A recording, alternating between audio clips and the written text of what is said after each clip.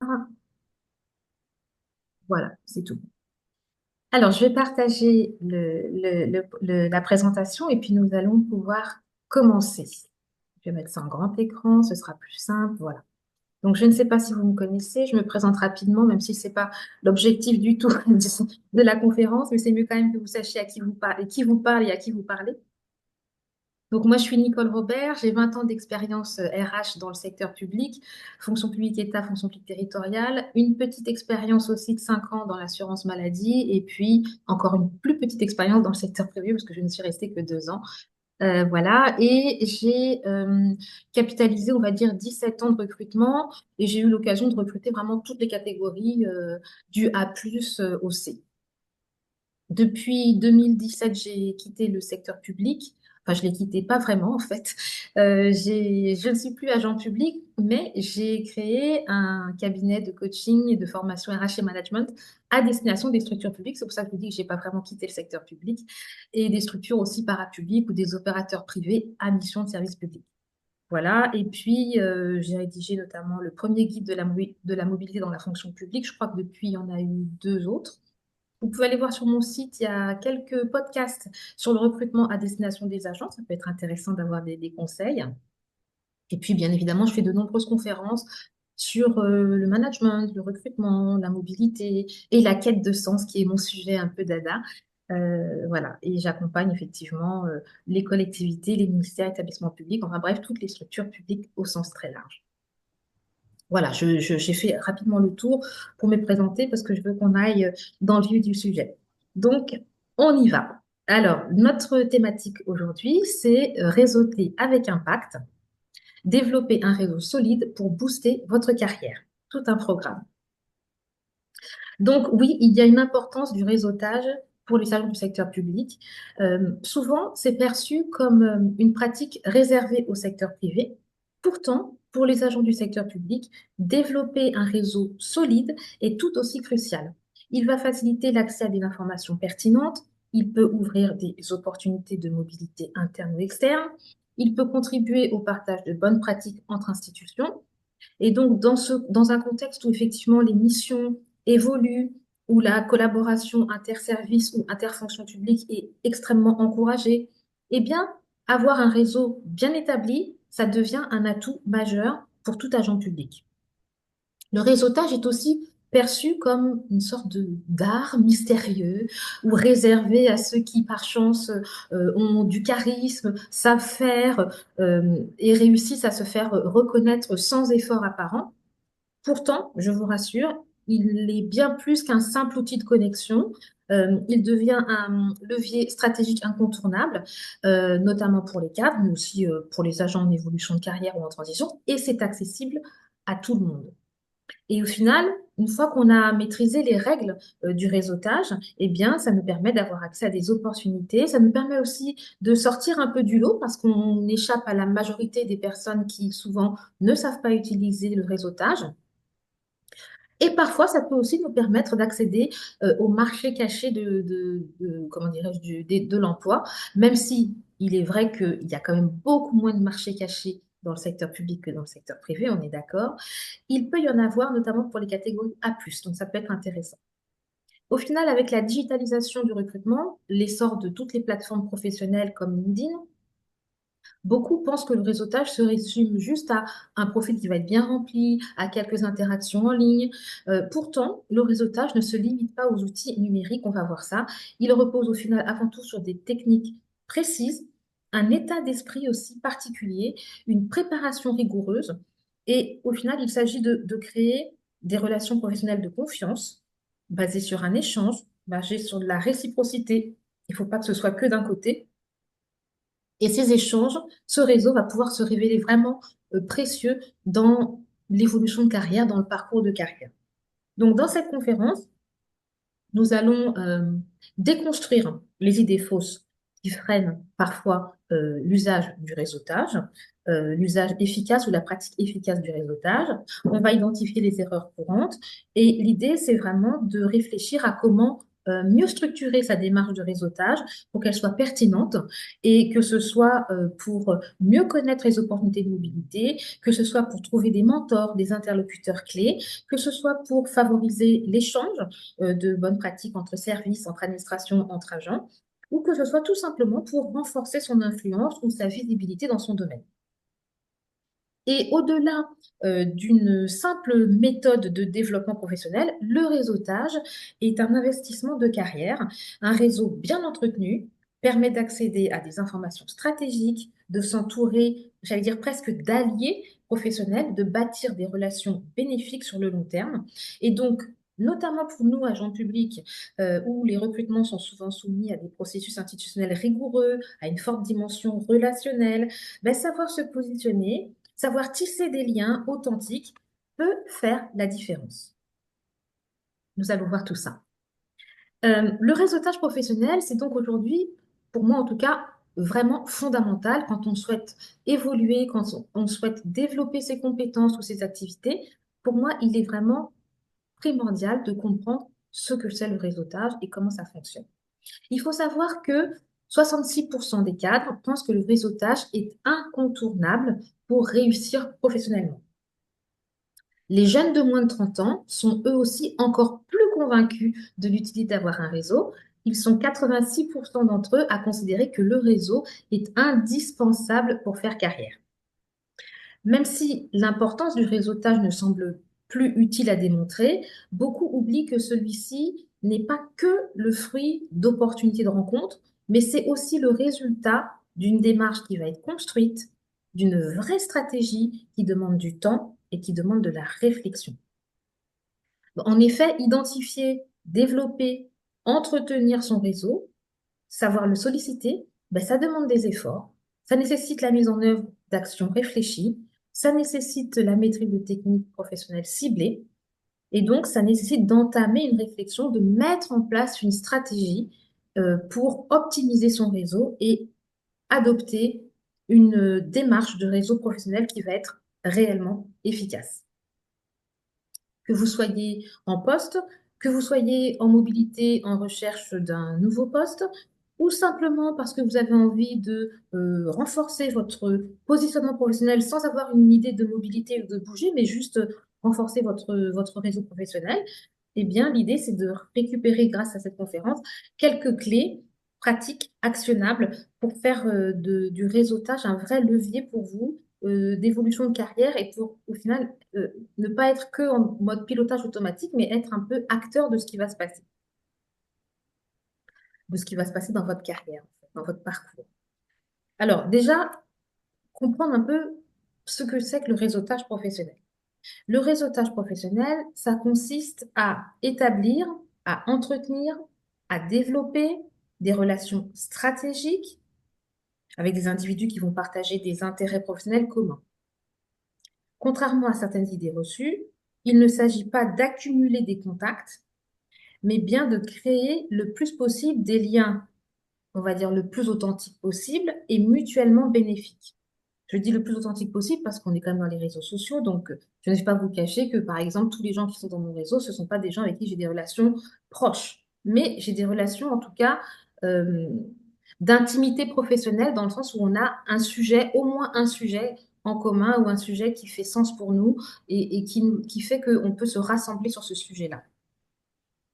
Donc, il ne s'agit pas d'accumuler le nombre d'abonnés, il vaut mieux avoir un petit nombre d'abonnés qualifiés plutôt qu'un grand nombre d'abonnés dormants. Ça, c'est vraiment une des premières règles à retenir. Donc, un réseau professionnel efficace repose sur la qualité des interactions et non sur la quantité de connexions. Et dans le secteur public, où la hiérarchie, les processus de mobilité sont quand même plus encadrés, on va dire, que dans le privé, hein, puisqu'il y a quand même le sacré statut qui est là, un réseau bien construit peut quand même être un levier déterminant euh, pour évoluer professionnellement, pour accéder à des ressources stratégiques, pour actualiser ses connaissances ou pour identifier de nouvelles opportunités. Donc, un réseau solide peut inclure quoi? Bah, les collègues que vous avez, ça va permettre de favoriser des échanges, des collaborations transverses. Ça peut intégrer vos supérieurs hiérarchiques, être visible et reconnu pour ses compétences et son expertise. Par ses supérieurs hiérarchiques, c'est plutôt légitimant. Ça peut inclure des partenaires externes, interagir avec des institutions, avec des consultants, avec des experts dans un secteur particulier ou sur un sujet particulier, un sujet qui vous intéresse, bien évidemment. Ça peut être aussi interagir avec des membres d'autres administrations de façon à tisser des liens interservices ou interterritoriaux ou interfonctions publiques pour enrichir ces pratiques. Pourquoi le réseautage me semble indispensable, et on pourra en discuter après si vous n'êtes pas d'accord, mais je suppose que si vous êtes là, c'est que vous êtes quand même un peu d'accord.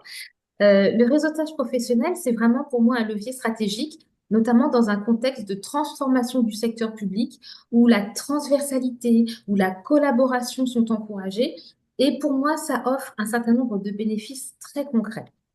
D'abord, un accès à l'information parce que pour moi, un réseau actif permet de rester informé sur des évolutions statutaires, réglementaires, les réformes en cours, les nouveaux projets qui sont en cours de traitement, des projets stratégiques, des opportunités de formation, etc. Ensuite, ça permet d'avoir accès à, comment dirais-je, à tout ce qui va être autour de la mobilité professionnelle. Parce que dans un secteur où les évolutions de carrière sont quand même encadrées, un bon réseau peut faciliter les transitions entre services, les détachements ou simplement le passage vers d'autres administrations. Ça peut permettre aussi de partager de bonnes pratiques. Un réseau efficace favorise l'échange de méthodes de travail innovantes, de solutions à des problématiques qui sont communes. Or, on se rend compte que notamment des problématiques RH ou managériales sont communes en général à tous les versants de la fonction publique. Et ça permet aussi un retour d'expérience tout simplement ou de personnes qui auraient déjà tenté un certain nombre de choses, qui ont marché, qui n'ont pas marché. Bah, pourquoi pas faire un retour d'expérience par rapport à ça. Et puis, le dernier bénéfice pour moi, selon moi en tout cas, c'est tout ce qui va être autour de la visibilité et de la reconnaissance. Se faire reconnaître, se faire connaître au-delà de son service et quelque part reconnaître, valoriser son expertise et son rôle dans différents projets transversaux peut permettre d'être identifié pour de nouvelles responsabilités. Donc, ça peut être vraiment intéressant. Le réseautage n'est donc pas un simple hasard de rencontres fortuites, comme je vous le disais en introduction, c'est une vraie démarche stratégique qui demande de la réflexion, qui demande de l'engagement. Et aujourd'hui, sa place dans le développement de carrière est largement reconnue. Vous voyez les chiffres sur l'écran. 70 à 80% des postes à haut niveau sont pourvus grâce au réseau. Donc, c'est pas rien hein, quand même. Hein. 85% des actifs estiment qu'il est important d'avoir un réseau professionnel et 31% jugent même que cela est essentiel. Et entre 70 et 80% des cadres trouvent leur poste via leur réseau, tandis que les méthodes traditionnelles ne suffisent plus. Alors c'est vrai que je mets un petit bémol par rapport à cette dernière statistique, parce que dans le secteur public, je pense qu'on est un petit peu en deçà de ces données chiffrées, même si on se rend compte que les cadres, en tout cas les cadres que moi j'accompagne en tant que coach, vont maintenant de plus en plus en priorité regarder les offres, même si elles sont publiques, d'abord sur LinkedIn, avant d'aller regarder dans choisir le service public.gouv.fr, la plateforme officielle des offres d'emploi du secteur public. Donc, ça veut dire que je vois cette tendance arriver. Les managers, et je pense que ça va après découler sur toutes les types d'agents, au final, managers ou non managers, vont en priorité d'abord regarder les offres, même des offres publiques sur LinkedIn, avant d'aller consulter la plateforme traditionnelle. Donc, on voit que c'est quand même un mouvement qui entre de plus en plus dans le secteur public qui est pour moi sous-estimé, alors qu'il y a quand même un aspect très intéressant pour construire un réseau efficace et construire une stratégie et au final mettre en place des actions ciblées.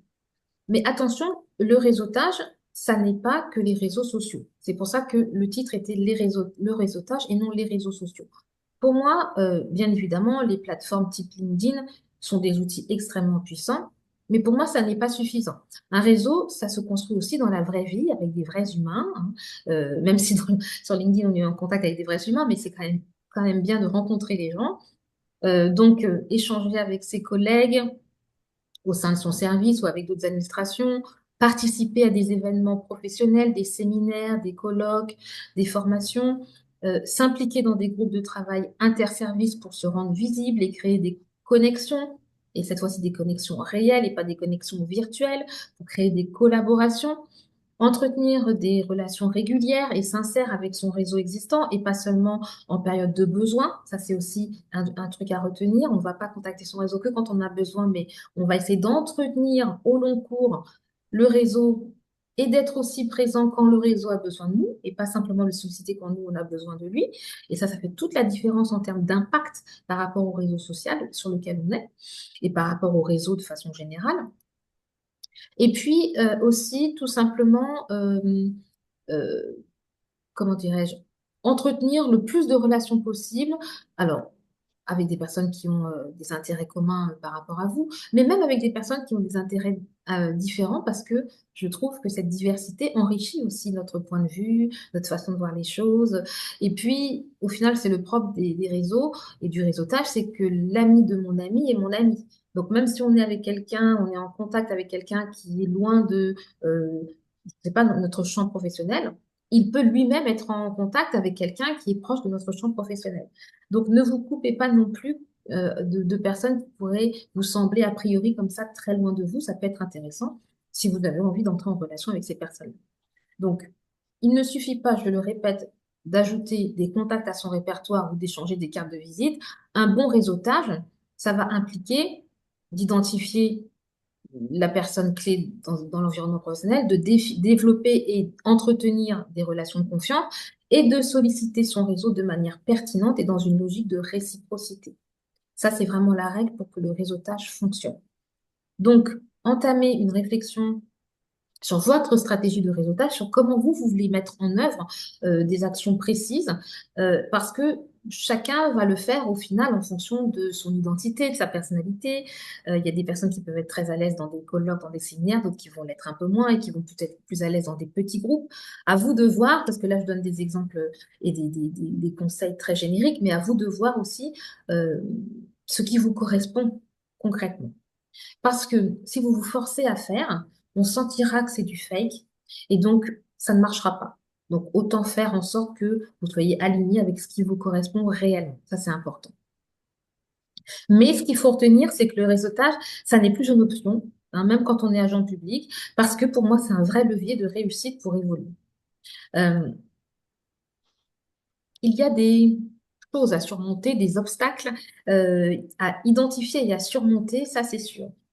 Parce que le réseautage, c'est souvent perçu de manière négative, notamment dans le secteur public, entouré de mythes, d'idées préconçues qui vont freiner l'envie d'aller réseauter.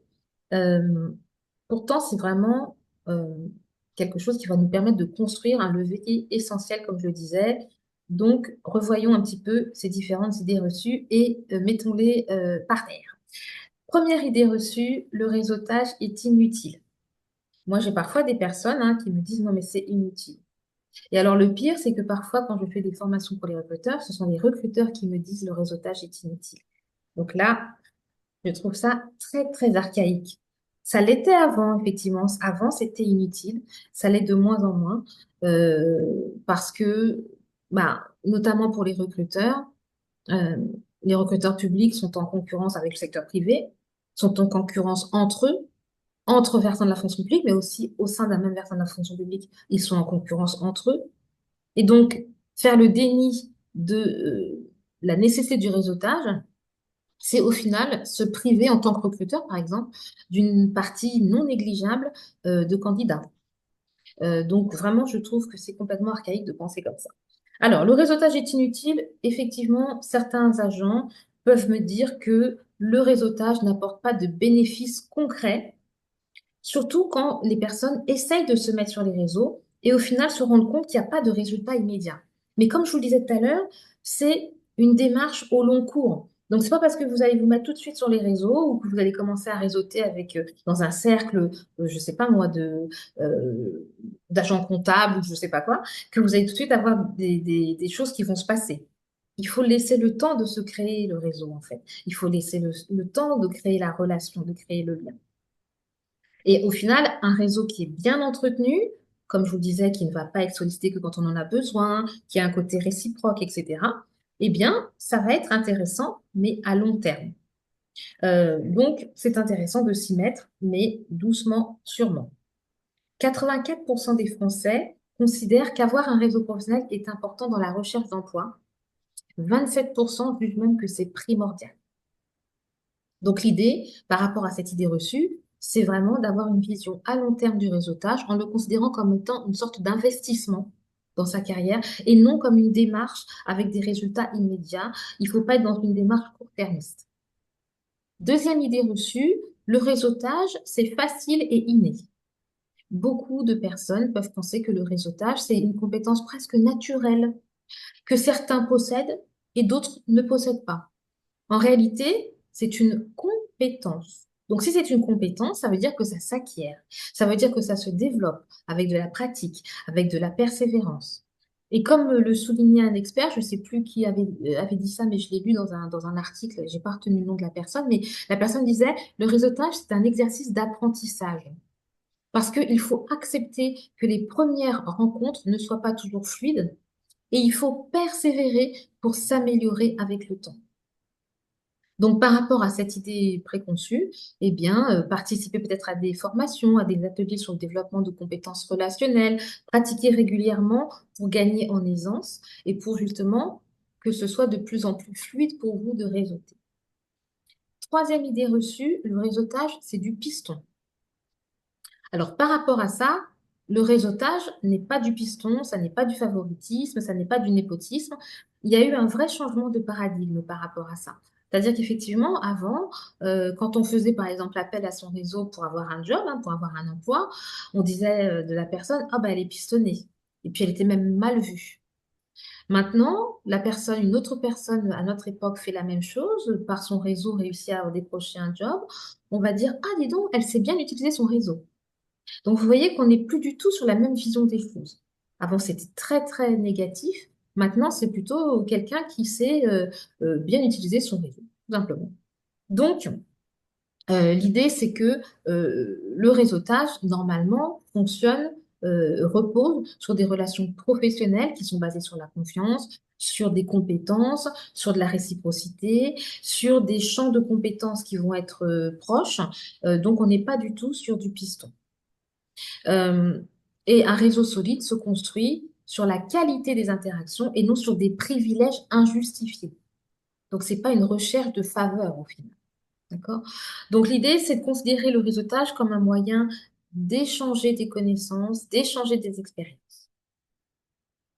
Autre idée reçue que j'ai déjà entendue, c'est le réseautage rend redevable. Ça va un peu avec l'idée reçue précédente. Parce que parfois, la peur de devoir rendre l'appareil peut freiner certaines personnes dans leur démarche de réseautage. Cependant, le réseautage efficace va reposer sur une logique de partage et au final d'échange gagnant-gagnant. Lorsqu'une personne accepte de vous aider, elle gagne en reconnaissance, en satisfaction personnelle. En retour, vous ne lui êtes pas redevable à titre personnel, mais envers le réseau dans son ensemble. Un jour, peut-être que vous allez pouvoir lui offrir votre aide ou vous allez offrir de l'aide à d'autres membres du réseau. Donc, on n'est pas du tout sur quelque chose de redevable comme on pourrait l'entendre, je rends la monnaie de sa pièce. Donc, l'idée, c'est d'adopter vraiment une approche plus altruiste du réseautage en étant prêt à aider les autres sans attendre un retour immédiat. Peut-être qu'un jour il y aura un retour, mais peut-être que non. Autre idée reçue, les réseaux sociaux sont chronophages et inutiles. Effectivement, certains agents publics pensent que les réseaux sociaux sont une perte de temps, que ça n'apporte aucune valeur ajoutée. Pourtant, ces plateformes, comme je disais tout à l'heure, permettent vraiment de s'informer parce qu'il faut bien se dire qu'on ne va pas se mettre sur les réseaux sociaux juste parce qu'on cherche un job. On peut se mettre sur les réseaux sociaux pour tout un tas d'autres raisons. S'informer sur les tendances du secteur, se faire connaître, élargir son réseau au-delà de son cercle immédiat. Et vraiment, c'est intéressant.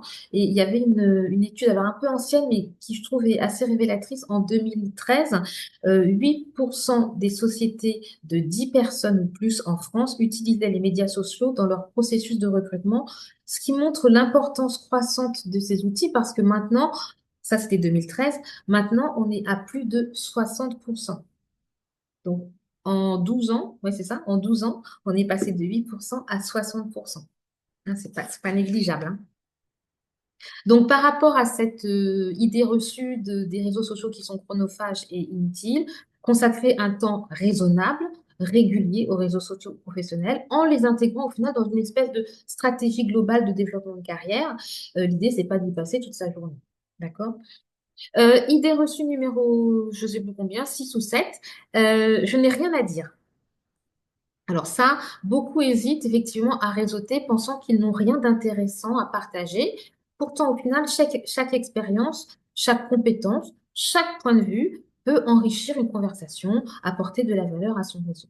Donc l'idée, c'est d'identifier au final ces domaines d'expertise, les domaines d'expertise que l'on a, mais aussi ceux que l'on est prêt à partager, parce que parfois on a des domaines d'expertise, mais on n'a pas envie de les partager, pourquoi pas, tout en restant aussi ouvert à l'apprentissage auprès des autres ou auprès d'autres domaines d'expertise.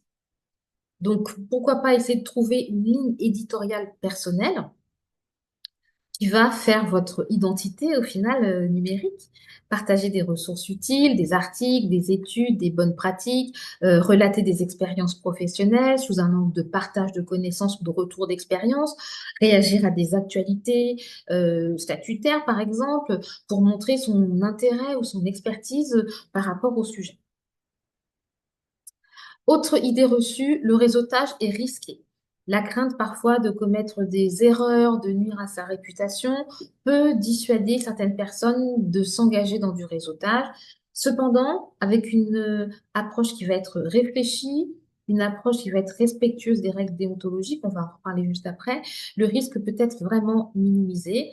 Et donc l'idée, c'est de se former justement aux pratiques pour bien réseauter et toujours agir avec une certaine intégrité et un certain professionnalisme. Autre idée reçue, réseautage et secteur public ne font pas bon ménage. Effectivement, moi, je rencontre parfois des agents qui me disent que le réseautage, pour eux, c'est perçu comme de l'opportunisme, comme du favoritisme, et ça ne leur donne pas du tout envie de s'investir là-dedans. Donc, l'idée, c'est de se sensibiliser aux bénéfices du réseautage dans le secteur public, et c'est d'ailleurs l'objectif de cette webconférence. Je n'ai pas le temps. Oui, effectivement, on peut considérer estimer que le réseautage est chronophage et secondaire par rapport à ses missions quotidiennes. On a tous, comme on dit, le nez dans le guidon, on a des journées à rallonge, etc. Et comme on l'a dit tout à l'heure, ça n'apporte pas forcément un retour immédiat. Donc l'idée, c'est pourquoi pas d'intégrer le réseautage dans des activités quotidiennes comme les réunions, comme les formations, comme les événements internes, pour tisser des liens sans alourdir son emploi du temps. C'est tout bête, mais c'est ce que je dis souvent. Vous allez à une formation, vous êtes, je sais pas, moi, 15 en formation. Et ben, ça fait 14 personnes avec lesquelles vous pouvez réseauter. Alors, je ne parle pas forcément des formations en interne où vous connaissez tout le monde, mais vous êtes en formation en interne avec d'autres structures. Eh bien, les 14 autres personnes qui sont en formation avec vous, si elles sont là, c'est qu'elles ont avec vous dans la même formation, c'est qu'elles ont certainement des points communs professionnels. C'est 14 personnes avec lesquelles vous pouvez réseauter. Et donc voilà comment, sans prendre beaucoup de temps et sans non plus sortir trop de sa zone de confort, on peut réseauter avec 14 personnes. Donc vous allez à une formation, deux formations, trois formations, quatre formations dans l'année, vous voyez déjà comment vous élargissez votre réseau. Donc l'idée vraiment, c'est d'adopter une utilisation ciblée et efficace. Commencez par, notamment si vous allez sur les réseaux sociaux, commencez par observer, suivre des comptes institutionnels, des comptes professionnels qui vont être en lien avec votre secteur. Vous fixez un objectif réaliste, peut-être vous dire, bah, je me mets peut-être 10 minutes par jour à consulter les actualités, à commenter, à partager un petit peu de contenu. Donc, vous voyez, 10 minutes par jour, ça reste quand même très, très raisonnable. Et puis, ne pas chercher à être actif sur tous les réseaux aussi. Privilégier aussi peut-être ceux qui sont le plus pertinents pour vous ou ceux sur lesquels vous vous sentez le plus à l'aise. Même si, bien évidemment, selon moi, si on veut faire du réseautage professionnel, je pense que LinkedIn est vraiment l'incontournable. Je ne dis pas qu'on ne peut pas faire de réseautage professionnel sur Facebook, mais je trouve que LinkedIn a quand même une connotation professionnelle beaucoup plus large, beaucoup plus installée et légitime que Facebook, par exemple, ou encore moins que TikTok ou X. Euh, Autre idée reçue, je suis timide ou réservée. Donc certains vont hésiter à réseauter par crainte de ne pas savoir quoi dire ou ne pas être à l'aise dans des interactions qu'il peut y avoir. Et cette difficulté, elle est encore plus présente lorsqu'on est dans des événements professionnels, où là, on est en face à face avec les personnes. On doit rencontrer de nouvelles personnes. Donc l'idée, bah, c'est essayer peut-être de développer ses compétences en communication écrite, en communication orale, pour se sentir plus à l'aise et effectivement essayer de se sentir moins réservé, moins timide par rapport à ça. Donc, participer, je sais pas moi, à des ateliers de prise de parole en public, des formations de communication interpersonnelle, commencer par des interactions plus naturelles qui viennent spontanément, comme des discussions en petits groupes, avant d'oser aller vers de nouveaux contacts dans des grands séminaires ou des grands forums. Se préparer aussi à des situations de réseautage en définissant à l'avance quelques petits sujets de discussion liés à votre domaine d'expertise sur lesquels vous allez pouvoir vous sentir à l'aise pour vous sentir moins intimidé par l'inconnu au final, hein. Donc, ça peut être des idées. Autre idée reçue, je n'ai pas d'opportunité de réseautage. Les agents publics ont parfois le sentiment que leur environnement de travail n'offre pas d'occasion naturelle, spontanée de réseautage en dehors des réunions institutionnelles. Donc l'idée, c'est pourquoi pas créer, mais sinon rejoindre des espaces d'échange, il y en a plein. Et comme je vous disais tout à l'heure, participer à des colloques, des séminaires, des formations inter-administration, rejoindre des groupes professionnels, des associations d'agents, des forums RH, des groupes de travail transversaux, proposer des moments de partage informels au sein de son service, etc., etc. Tout ça, c'est des moyens tout simples de faire du réseautage.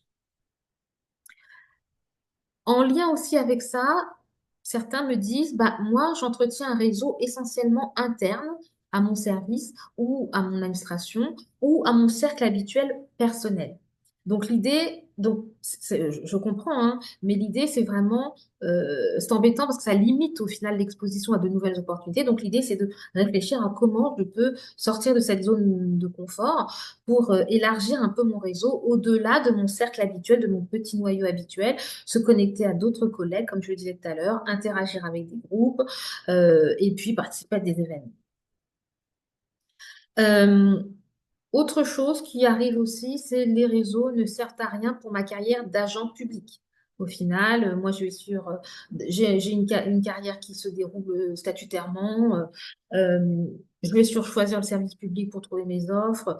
Franchement, les réseaux sociaux, je vois pas trop pourquoi.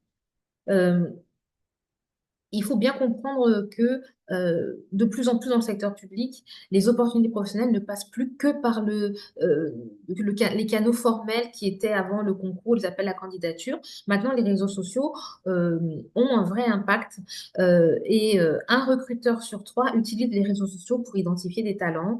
LinkedIn est utilisé par 79% des recruteurs privés.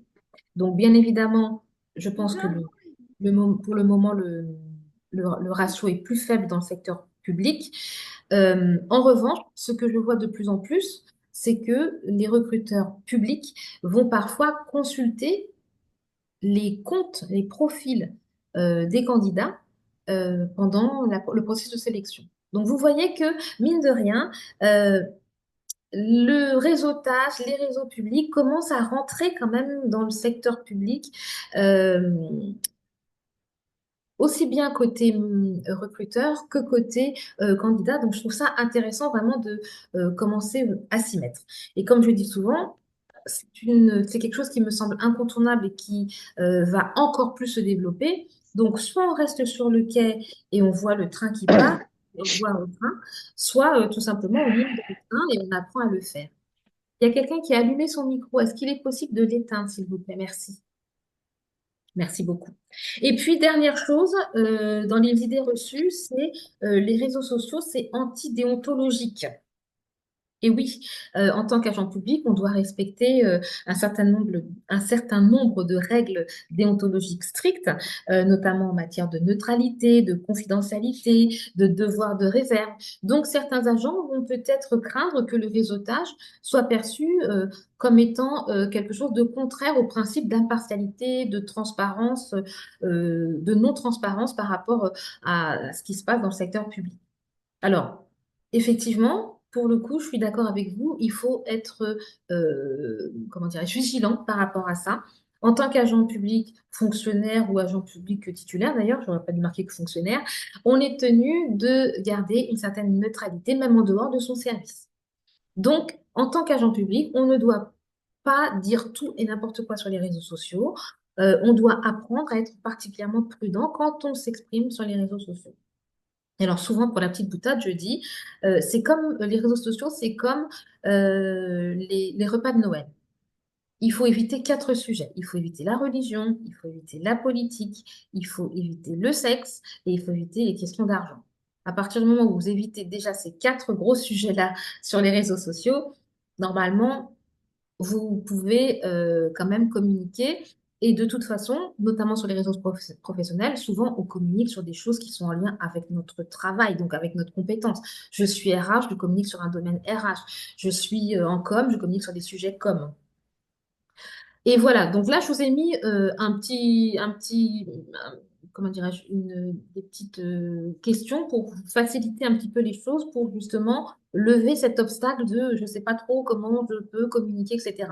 Posez-vous la question, sur quel sujet je me sens prêt à communiquer, parce que justement, ce sont des sujets sur lesquels je me sens dans ma zone de confort ou d'expertise, sans dénaturer bien évidemment les règles déontologiques auxquelles on est soumis, et sur quel sujet professionnel je pense que je dois rester neutre.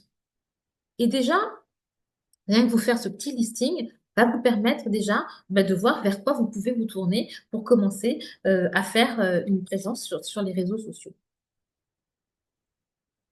Euh, Comme je l'ai dit, euh, le réseautage, ça ne s'improvise pas.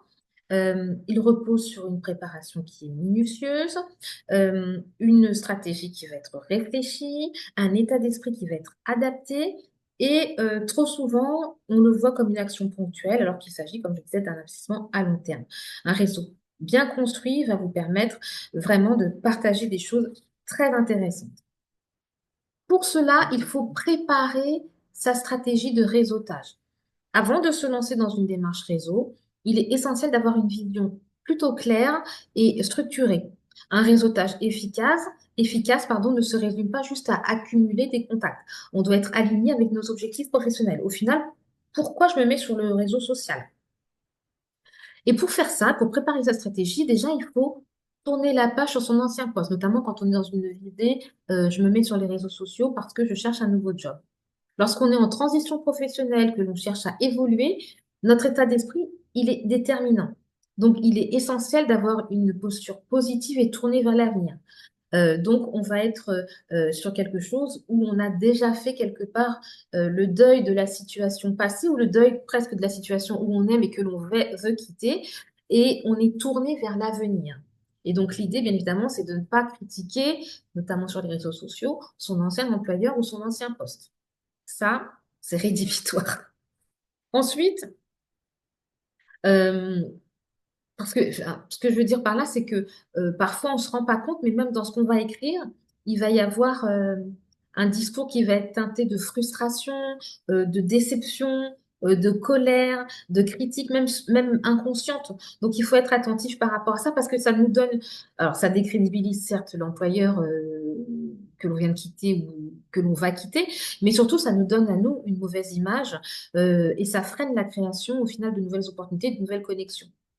Donc, les interlocuteurs que vous allez avoir sur vos réseaux sociaux vont être plus enclins à vous aider si vous apparaissez comme confiant, comme constructif, comme motivé, comme étant dirigé vers l'avenir et non encore ancré dans le passé.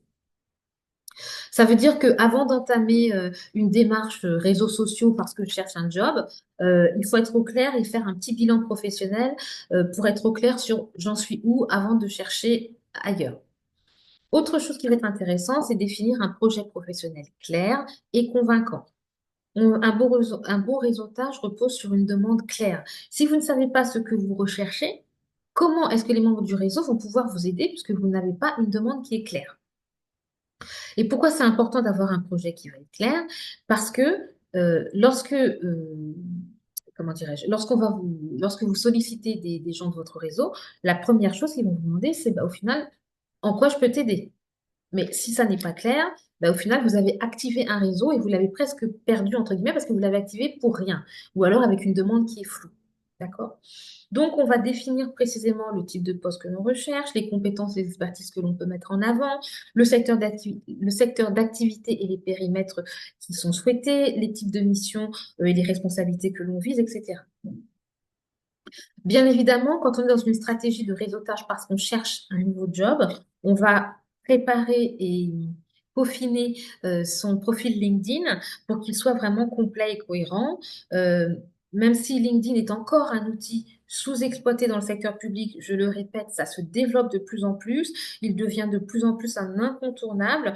Et donc, justement, comme pour l'instant, c'est encore sous-exploité dans le secteur public, si vous, vous avez un super profil qui est bien rédigé, qui est complet, avec une photo bien professionnelle, avec un résumé qui est percutant, eh bien, vous ferez la différence par rapport à d'autres candidats qui ne sont peut-être pas encore aussi avancés ou qui n'ont pas un profil LinkedIn aussi optimisé.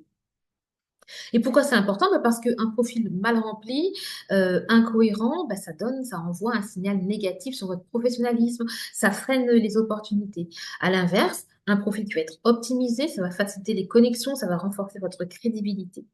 Donc, une photo professionnelle, actuelle, une rédaction d'un résumé qui va être clair, synthétique, orienté vers vos objectifs professionnels, des mots-clés stratégiques, et puis des interactions régulières, commentez des publications, partagez du contenu pertinent, interagissez avec votre réseau, ça c'est important.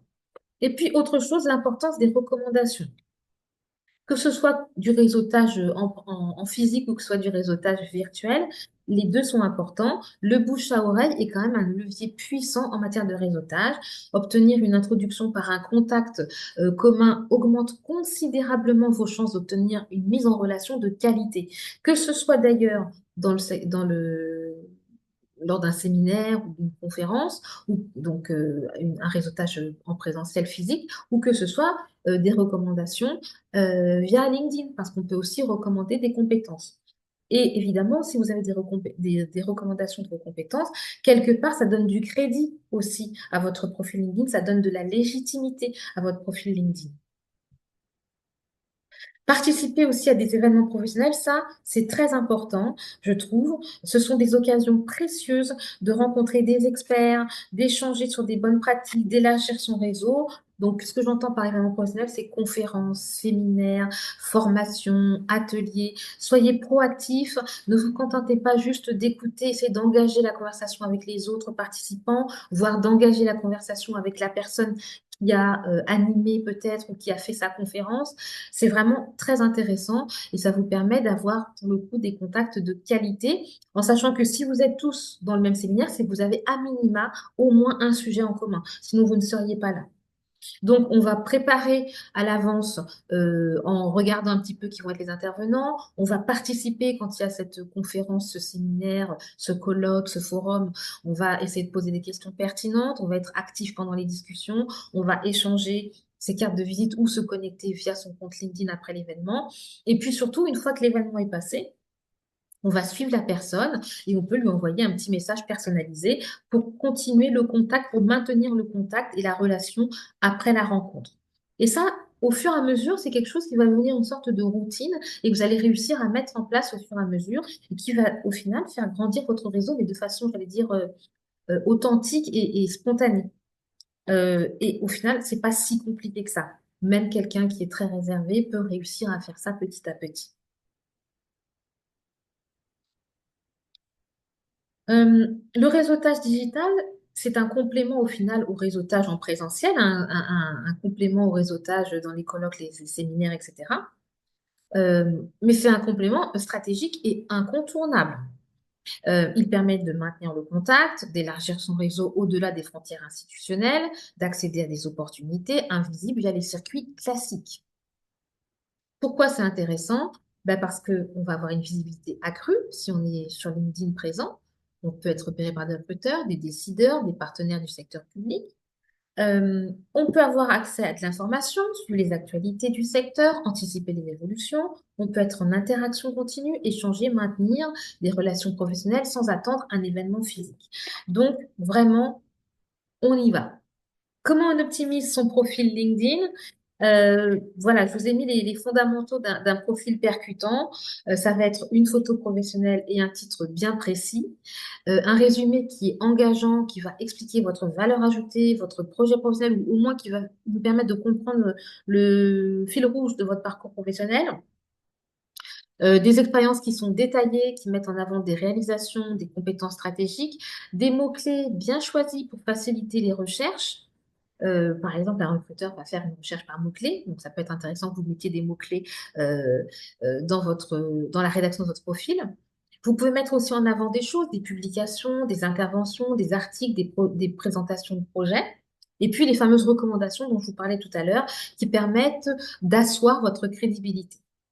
Attention, moi, on ne met pas, par exemple, son profil en recherche d'emploi, même si sur LinkedIn, on peut avoir un petit onglet sous sa photo Open to Work. Donc, on peut mettre ça Open to Work, mais dans son titre, par exemple, marqué en recherche d'emploi, je trouve que c'est plutôt décrédibilisant.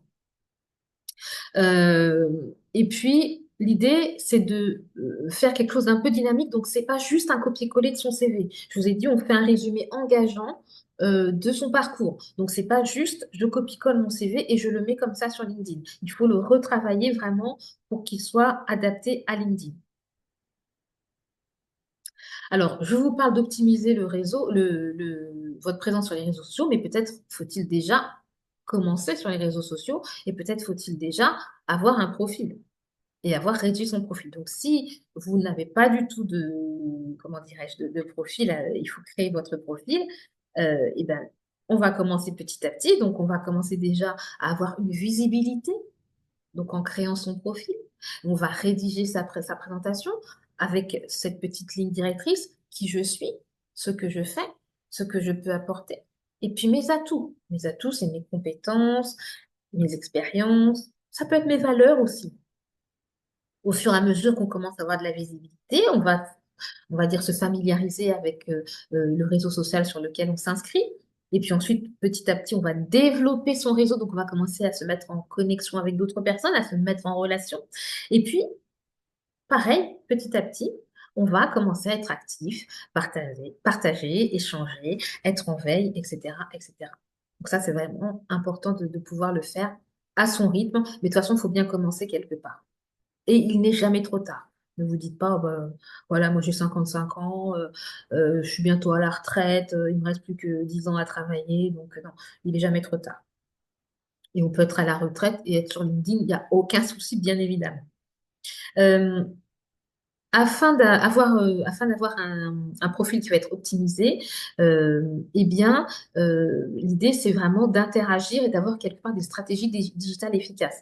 Donc, quelques clés, quelques étapes clés pour une mise en relation efficace et pour interagir vraiment régulièrement, ça va être commencer et partager du contenu pertinent. Si vous ne savez pas partager du contenu, au début, commentez simplement. Faites des commentaires par rapport à des posts. Ça va déjà vous donner de la visibilité parce que l'algorithme de LinkedIn va vous voir un petit peu actif. Donc, on n'est pas tous à l'aise pour rédiger. Je sais qu'il y en a aussi qui utilisent notre ami ChatGPT pour rédiger. Alors, attention parce que ça se voit quand même. Donc, voilà. En tout cas, on peut commencer tout simplement en commentant. Autre chose que l'on peut faire au fur et à mesure, c'est personnaliser ses demandes et utiliser une méthode que je vais vous expliquer juste après pour vos messages. Ciblez vos interlocuteurs et rejoignez des groupes spécialisés en fonction de vos champs de compétences et de vos expertises. Et puis, comme je l'ai dit tout à l'heure, optimisez votre profil avec une photo professionnelle, des mots stratégiques, etc. Revoyons ma méthode pour entrer en contact. C'est ce que j'appelle la méthode PPDB. L'idée, c'est un moyen mémotechnique, donc ça peut être 3 PD, comme vous voulez, mais c'est un moyen assez simple. Comment est-ce qu'on va rentrer en contact? En suivant ce petit fil rouge, présentation personnelle. Pourquoi vous? Pourquoi vous, je vous contacte? Qu'est-ce que je veux vous demander? Alors l'idée, c'est pas d'arriver avec ses gros sabots en disant, je sais pas, enfin en étant un peu abrupt dans sa demande, mais l'idée, c'est d'avoir une intention. Au final, si je contacte cette personne-là, c'est quoi mon intention? Pourquoi est-ce que je la contacte au final? Hein. Et on va avoir cette intention parce que ça va guider notre façon de rédiger notre mail, notre message de contact. Et puis pourquoi faire? Donc ça, c'est très important d'avoir ça en tête. L'objectif avec la présentation personnelle, c'est de se présenter brièvement, donner du contexte sur qui vous êtes. Le pourquoi vous, l'idée c'est d'expliquer pourquoi vous contactez cette personne en particulier, montrer que vous avez fait des recherches sur la personne, que vous ne vous adressez pas à elle au pif comme ça, au hasard. Ce que je vais demander, c'est être au clair sur votre intention, comme je vous disais, sans être trop directif ni insistant. Il ne faut pas que la personne ait l'impression que vous cherchez à lui imposer quelque chose ou que vous êtes en train de quémander quelque chose. Là, ça ne marchera pas du tout. Et puis, le pourquoi faire, c'est montrer la finalité de la demande, de la mise en relation, de la mise en connexion. euh, En quoi cela pourrait être bénéfique pour les deux parties d'entrer en relation, d'entrer en connexion. Il faut vraiment donner une perspective quelque part d'échange mutuel et quelque chose de gagnant-gagnant. Donc là, je vous ai mis quelques exemples de comment vous pouvez entrer en relation. Donc là, j'ai mis contact avec un DRH sur LinkedIn. Bon, c'est juste un exemple, hein, mais ça vous met un petit peu, voilà. Donc en sachant que de toute façon, le premier message, vous n'allez pas pouvoir faire une lettre de motivation, hein. On n'est pas sur ça, on est sur quelque chose de très court. Donc là, je vous ai mis un exemple où vous allez pouvoir soit parler à la personne par rapport à un thème, rebondir sur un thème d'un poste que vous avez vu et qui a fait écho par rapport à vos réflexions, ou alors par rapport à la structure dans laquelle le DRH ou la DRH travaille et qui vous intéresse, par exemple. Et ça peut être un point d'accroche. Mais ce qui est sûr, c'est que la personne, Alors, vous la contactez comme ça du jour au lendemain, elle va dire, mais pourquoi elle me contacte? Donc faites toujours un point d'accroche avec quelque chose. L'actualité de la structure, un poste que la personne vient de faire, et ça permet comment dirais-je, d'enrichir quelque part la raison de la connexion. En tout cas, le premier message, il doit être court et percutant, moins de 300 caractères, personnalisé, et puis avoir cette intention claire, sans être non plus trop intrusif. Une fois que la connexion a été acceptée, ben là, on a plus de latitude pour écrire des messages plus longs, parce que là, on n'est plus limité en caractères. Mais quoi qu'il arrive, après la connexion, on va faire un petit message de remerciement par rapport au fait que la personne nous a accepté comme contact. C'est toujours intéressant. Et puis, je trouve que d'avoir un petit peu de politesse entre professionnels, je trouve ça intéressant. Euh, et puis, pourquoi je trouve ça efficace? Ben, parce que quelque part, on ne laisse pas le contact dormant, on réagit tout de suite une fois qu'il nous a accepté par rapport à la connexion, on reste poli, direct et engageant. Et puis, on peut justement, cette fois-ci, proposer un échange sans imposer, bien évidemment, une contrainte de délai immédiate, mais vraiment, je trouve ça intéressant. Et puis là, je vous ai mis une autre alternative. Donc, je ne les lis pas, les messages que vous allez avoir. Alors, je ne l'ai pas dit, mais vous allez avoir à disposition la présentation. Donc, c'est pour ça que je ne lis pas forcément les messages. Vous pourrez les retravailler. Et c'est vraiment juste une trame type, mais que vous allez pouvoir retravailler. Là, je vous ai fait une alternative pour une approche encore plus soft, sans demande directe, où là, la personne, elle va se sentir moins sollicitée. Euh, Ça ouvre à une discussion et à un échange plus naturel. Et ça peut être intéressant, cette méthode-là, quand on est face à des contacts qui, on le sait, vont être très sollicités parce que, par exemple, ils ont beaucoup d'abonnés ou ce sont des personnes très connues. Ben, ça peut être intéressant d'utiliser ce type de message.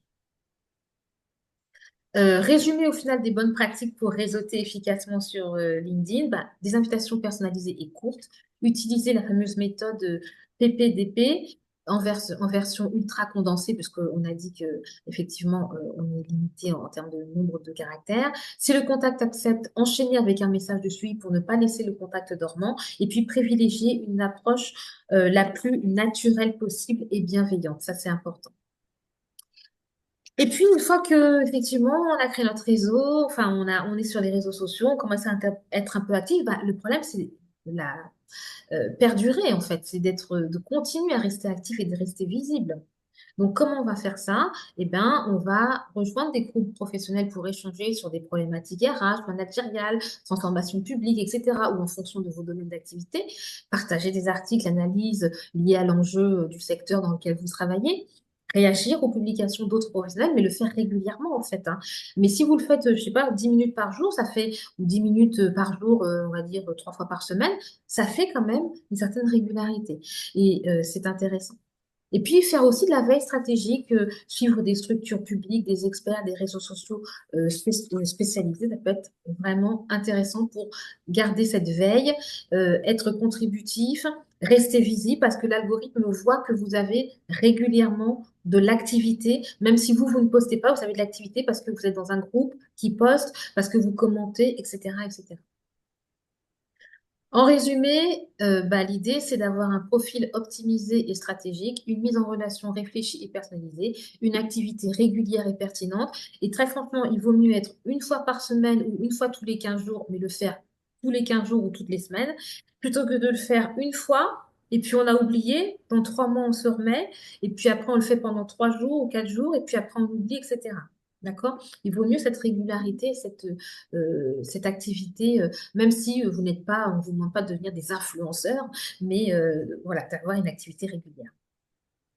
Parce que, comme je le disais, le digital, pour moi, c'est vraiment un levier puissant et encore sous-exploité dans le secteur public. Donc, profitez-en, la place est encore à prendre parce que ça ouvre des portes insoupçonnées. Donc là, je vous ai fait trois mini cas pratiques. Là, si je veux contacter une personne influente, qu'est-ce que je fais? Eh bien, j'utilise ma fameuse méthode, présentation, pourquoi vous, ce que je vais vous demander, donc mon intention et pourquoi faire. Je veux relancer un contact. Est-ce que je relance tout de suite?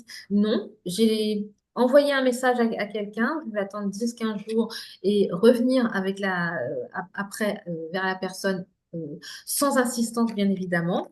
Et puis, comment je fais pour me présenter efficacement? Eh ben, j'essaye de travailler sur un pitch clair de 30 secondes, axé sur ma valeur ajoutée. Un pitch clair quand on est, par exemple, en réseautage en présentiel, en réseautage physique. Et puis, un pitch clair aussi, rédigé et préparé quand on veut faire du réseautage sur les réseaux sociaux pour avoir notre petite trame déjà prête. Et puis, une fois qu'on a fait tout ça, c'est bien de faire tout ça, mais c'est quand même bien aussi de mesurer l'impact que ça a ou pas sur notre carrière, mais de façon générale, l'impact que ça a. Parce que, comme je vous disais, un bon réseautage ne se mesure pas en nombre de contacts, mais en qualité d'opportunités créées. Donc, l'idée, c'est d'avoir quelques indicateurs en termes d'opportunités professionnelles. Est-ce que vous recevez plus d'offres? Est-ce que vous êtes sollicité pour des postes intéressants? En termes d'accès privilégié à l'information, est-ce que vous, justement, depuis que vous êtes sur les réseaux sociaux, vous avez des informations sur des évolutions avant même qu'elles soient rendues publiques ou des choses comme ça? Est-ce que vous avez de la reconnaissance? Est-ce que vous êtes recommandé, sollicité comme expert, invité à des événements? Donc voilà, l'idée c'est de travailler sur ça. Et puis, pourquoi pas, vous fixer un petit défi personnel, concret, un café pro par mois, un post LinkedIn par semaine pour avoir une certaine régularité et continuer votre réseautage. Voilà ce que je voulais vous dire. Et puis, dernière chose, je vous lance un petit défi et de réfléchir à ça. Quel premier pas vous pourriez faire dès demain pour essayer de renforcer votre réseau, que ce soit réseautage physique en présentiel ou que ce soit réseautage sur les réseaux sociaux. Voilà ce que je voulais vous dire. En tout cas, je vous remercie de votre écoute et je vais enlever le partage de la présentation pour aller regarder les questions qui sont arrivées, s'il y en a. Et vous pouvez bien évidemment aussi prendre la parole pour, comment dirais-je, pour échanger et interagir avec moi. Alors, attendez, je remonte un petit peu. Alors, bonjour, avez-vous la possibilité de copier les micros? OK, les slides n'avancent pas. D'accord, donc ça veut dire que vous n'avez eu aucune slide qui a avancé depuis tout à l'heure? Pouvez-vous vous préciser les sources de ces chiffres? Oui, Evelyne, je les mettrai dans ce cas-là je les mettrai je les rajouterai, pardon, dans la présentation. Alors après, euh,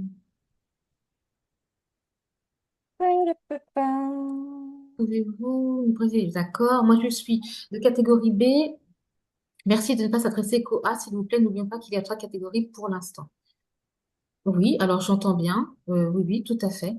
Je parlais des A parce qu'effectivement, je parlais à un moment des A+, où je disais qu'effectivement, pour le marché caché de l'emploi, on est plutôt sur des A+, mais je ne parlais pas que des A, je parlais de façon générale. Et je ne suis pas du tout pour cet élitisme, notamment par rapport au coaching, puisque pour être très honnête, je coach même des ATSEM de la mairie de Paris. Donc, vous voyez, je suis toute catégorie. Il n'y a pas de souci par rapport à ça. Comment rendre visible ce réseau vis-à-vis des potentiels recruteurs? Alors là, Evelyne, est-ce que vous pourriez m'en dire plus? Long terme. Dans la fonction publique, les demandes prennent souvent plusieurs années. Alors ça, c'est pareil, je ne comprends pas ce que ça veut dire. Les demandes prennent plusieurs années.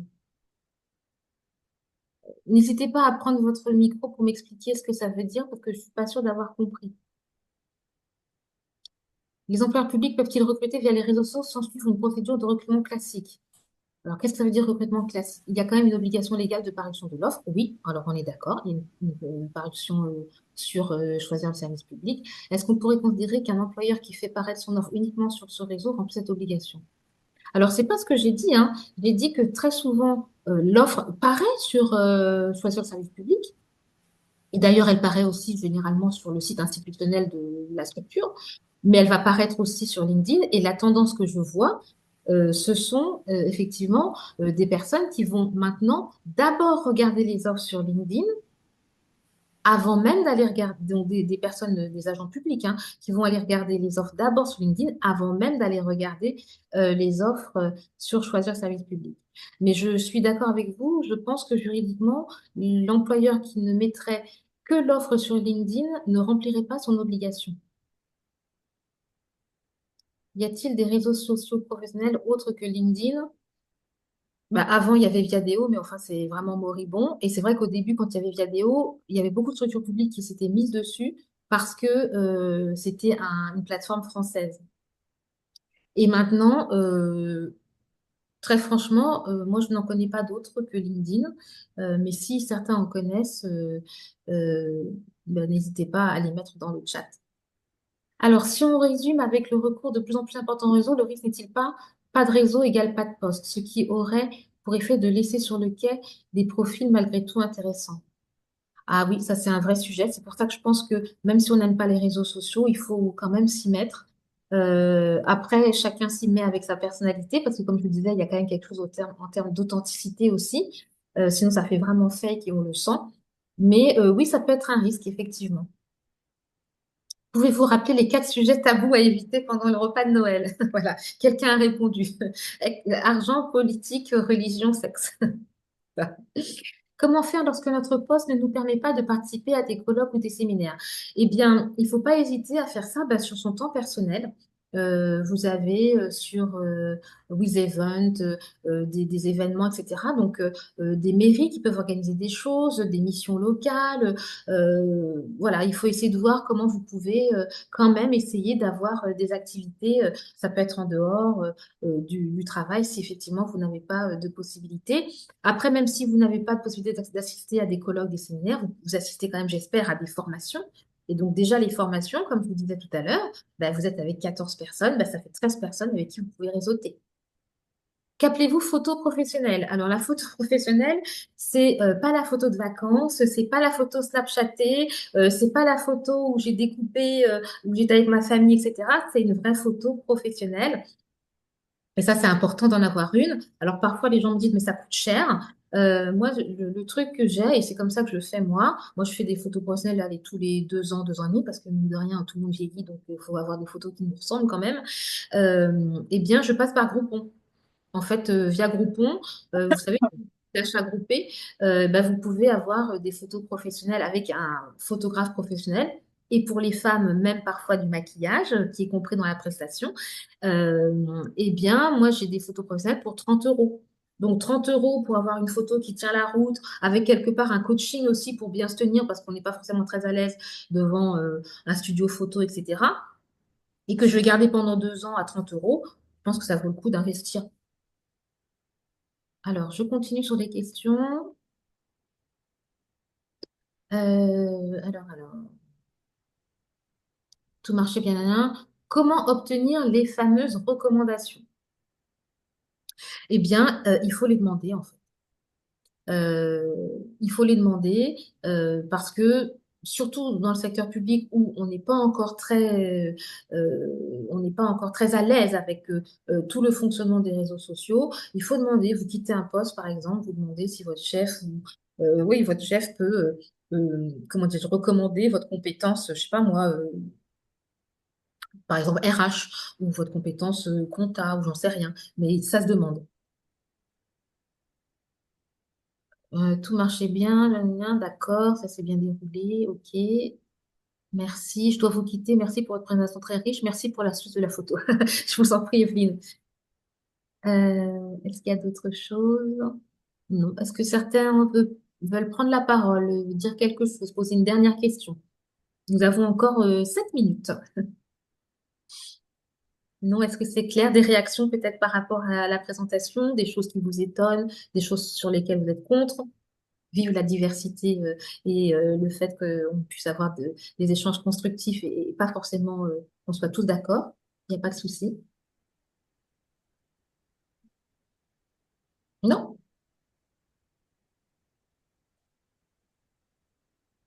Alors, c'était très, très intéressant. Ben, merci. Peut-on se faire aider pour améliorer son profil? Bah déjà, Ouais. vous prenez les éléments que je vous ai donnés. Et puis après, oui, il y a effectivement, il y a des prestations pour travailler sur son profil. Mais franchement, je pense que déjà, si vous travaillez un petit peu les éléments clés que je vous ai donnés, vous pouvez déjà commencer petit à petit comme ça.